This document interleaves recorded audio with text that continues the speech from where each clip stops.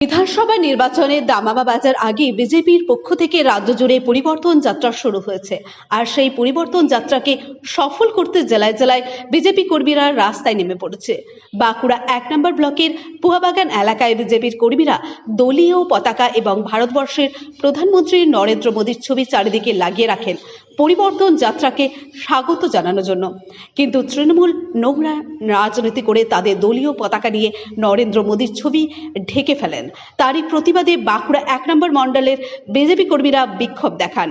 Bankura express টিভির মুখোমুখি হয়ে তারা তৃণমূলের এই জঘন্য কাজের বিরুদ্ধে প্রতিবাদ জানান এবং তারা বলেন তৃণমূল বিজেপিকে ভয় পাচ্ছে। 2026-এ তৃণমূল ধুয়ে মুছে সাফ হয়ে যাবে, তাই তারা এরকম নোংরা কাজ করছে। এ বিষয়ে আমরা তৃণমূলের লোকসভাপতির সাথে কথা বলার চেষ্টা করলে তিনি জানান তৃণমূল বিজেপিকে ভয় পায় না, এটা ওদেরই চক্রান্ত। পশ্চিমবঙ্গে আমাদের পরিবর্তন যাত্রা শুরু হয়েছে। আজকে 9 তারিখ, আজকে বাঁকুড়ায় পরিবর্তন যাত্রার রথ আসছে। সেই অনুযায়ী আমাদের সমস্ত কার্যকর্তারা পতাকা টাঙিয়েছেন দুদিন ধরে, এই জায়গাতেই লাগিয়েছেন এবং পশ্চিমবঙ্গের বিভিন্ন জায়গাতে লাগিয়েছেন। চলছে, সমস্ত জায়গাতে প্রোগ্রাম চলছে।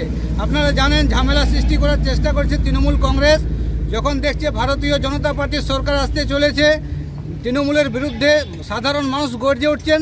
সেই সময় তৃণমূল কংগ্রেস ভয় পেয়ে আজকে দেখুন মোদির যে ছবি, সেই ছবির উপরে তৃণমূল কংগ্রেস পতাকা লাগিয়েছে। গায়ে গা লাগিয়ে এবং পায়ে পা লাগিয়ে ঝামেলা সৃষ্টি করার চেষ্টা করছেন। আমরা তৃণমূল কংগ্রেসকে ছেড়ে দেব না এবং যে ছেলেটি এই টাঙিয়েছে তাদের ছবি আমাদের এখানে এসেছে। যদি 24 ঘন্টার মধ্যে এই পতাকা না তুলে তাহলে আমরা পরিষ্কার ভাষায় বলছি, ওই পুয়াবাগানে যদি পাই ওই ছেলে তাকে আমরা ঘাড় ধরে এনে এই পতাকা তুলা করাবো। তৃণমূল কংগ্রেসের কোনো ক্ষমতা নেই।